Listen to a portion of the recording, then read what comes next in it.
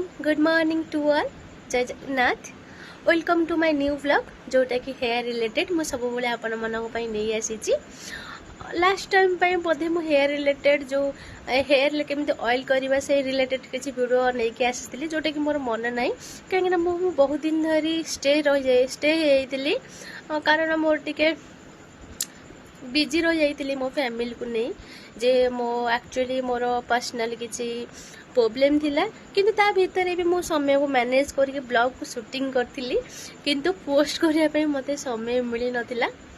ठीक अच्छे तो एबे तो मु आपण मानक पई से ब्लॉग टी नहीं आसी आशा करूची आपण माने मोर लास्ट ब्लॉग रे आपण माने मते जति भल पाइबा देइतले ए ब्लॉग रे मते आपण माने सेति भल पाइबा देबे।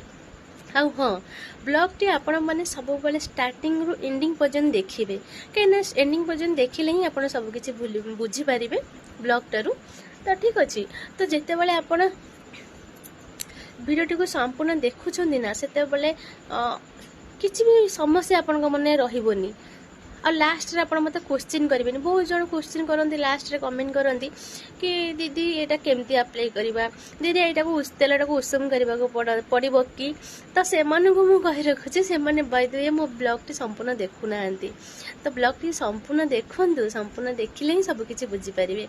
ठीक अच्छे अच्छा ठीक अच्छे जो मैंने ऑलरेडी मोर यूट्यूब फैमिली भाई भौणी से मन को मोर अंतर बहुत बहुत धन्यवाद कहीं मत बहुत बहुत भल पाइबा देइचंती आ जो मैंने मो चैनल ले नुआ अछंती से मन को मु एतिके रिक्वेस्ट करी मो ब्लॉग टी को संपूर्ण देखंतु जदि ब्लॉग टी आपणकर उपकारिता हुए आपणकर उपकार रे आसे ताले निश्चय मो चैनल को सब्सक्राइब करेंगे कहीं सब्सक्राइब करने द्वारा मु जो नुआ वीडियो अपलोड करी से आपण पाखे इजिली नोटिफिकेशन पहुँची पार आपण वीडियो अवेलेबल हो पार आ हाँ वीडियो जदि आपण मन को पसंद आसे ताले मो चैनल को निश्चय सब्सक्राइब करने सहित मो वीडियो को लाइक करेंगे आ हाँ मो वीडियो को शेयर करने जमा भूलें।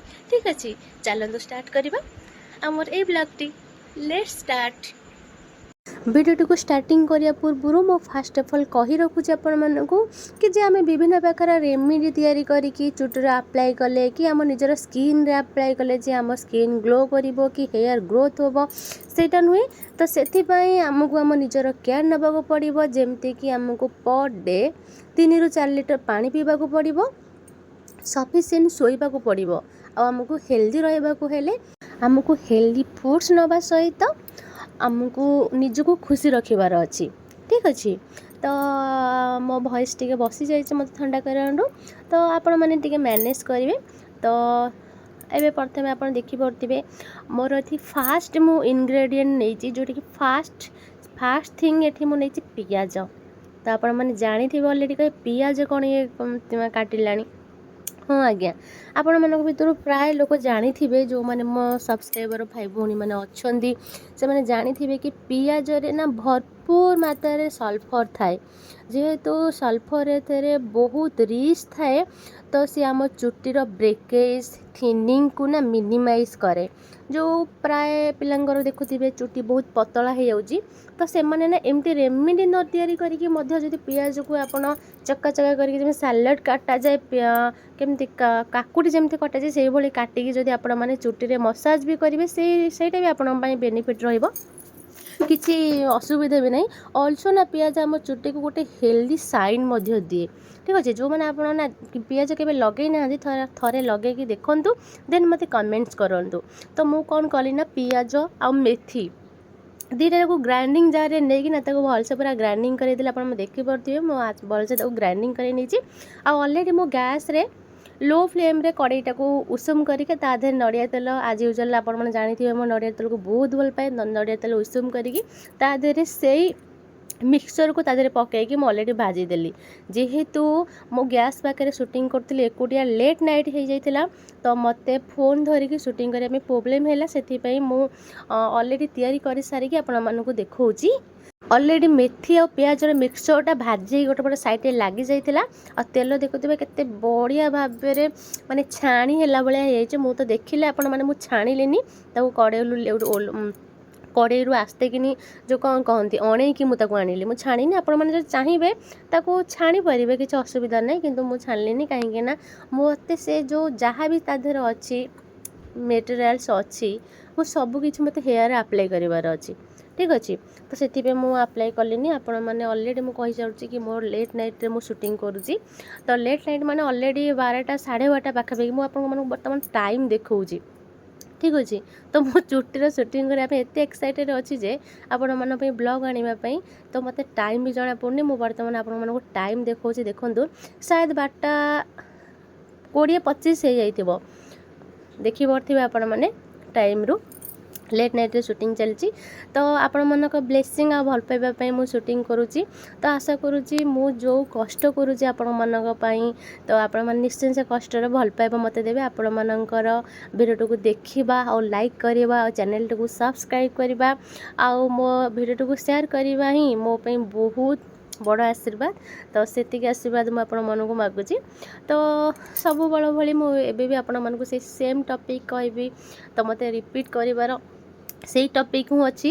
ତ ସବୁବେଳେ ମୁଁ ଯେହେତୁ ମାନେ ପୁରା ଦିନ ଯାକି କାମରେ ଟାୟାର୍ଡ଼ ଥିଲି, ତ ମୁଁ ଚୁଟିର ଯତ୍ନ ନେଇପାରିନଥିଲି। ମୁଁ ତାକୁ ବ୍ରେଡ଼୍ କରି ରଖିଦେଇଥିଲି, ମତଲବ କି ବେଣୀ କରି ରଖିଦେଇଥିଲି। ମୁଁ ତାକୁ ଏବେ ଆସ୍ତେ ଆସ୍ତେ ଖୋଲୁଛି।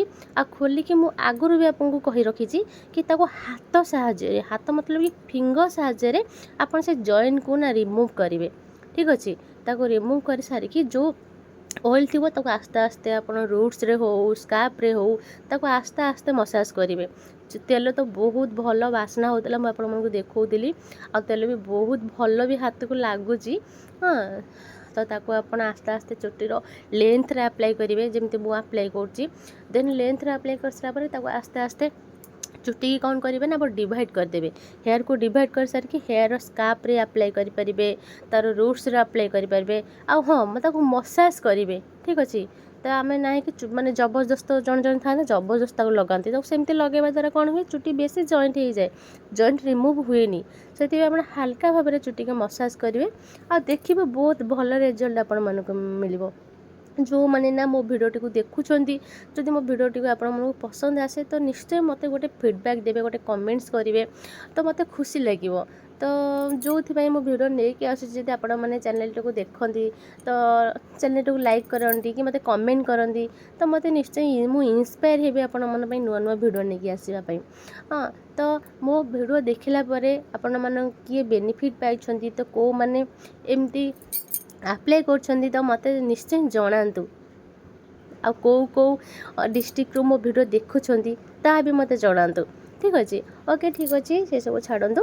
ତ ହାଲକା ମୁଁ ଯେମିତି ମସାଜ କରୁଛି ଆପଣମାନେ ସେଇଭଳି ମସାଜ କରିବେ ଆଉ ତାକୁ ଓଭର ନାଇଟ୍ ଛାଡ଼ିଦେବେ।